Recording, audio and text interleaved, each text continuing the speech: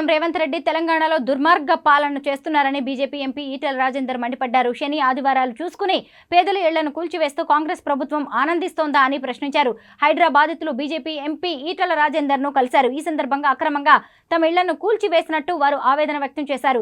ఈ క్రమంలో ఎంపీ ఈటెల రాజేందర్ మాట్లాడుతూ హైదరాబాద్లో పేదలు కంటి మీద కునుకు లేకుండా బతుకుతున్నారని ఆవేదన వ్యక్తం చేశారు. రేవంత్ పాలన నిజాం సర్కార్ కంటే దుర్మార్గంగా ఉందని వాపోయారు. హైడ్రా పేరుతో కాంగ్రెస్ ప్రభుత్వం డ్రామాలు చేస్తోందని ఆరోపించారు. సంజయ్ గాంధీ కూడా ఢిల్లీలో మారుతి కంపెనీ కోసం పేదల ఇళ్లను కూలగొట్టారని, ఆయనకు వారి ఉసురు తగిలిందన్నారు. పేదల కళ్లలో నీళ్లు చూసేవారికి ఎప్పుడూ మంచి జరగదని చెప్పారు. కాంగ్రెస్ నేతలకు పోయే కాలం వచ్చినట్టుంది కాబట్టే అలా వ్యవహరిస్తున్నారని ఆరోపించారు. పేదలతో పెట్టుకున్న ప్రభుత్వం బాగుపడినట్టు చరిత్రలోనే లేదన్నారు.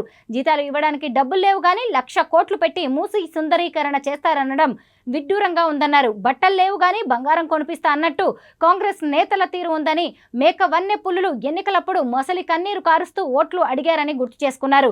ఇప్పుడు ప్రజలను ఇబ్బందులకు గురి చేస్తున్నారని ఆయన ఆగ్రహం వ్యక్తం చేశారు. ప్రజలు ఎవరూ ఆందోళన చెందవద్దని, తాను ఉన్నంత వరకు పేద ప్రజల పక్షాన పోరాడతానని కామెంట్స్ చేశారు.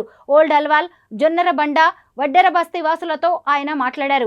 నోటీసులు ఇచ్చిన ప్రాంతాలను స్వయంగా వెళ్లి పరిశీలించారు. బాధితులతో మాట్లాడి ధైర్యం చెప్పారు.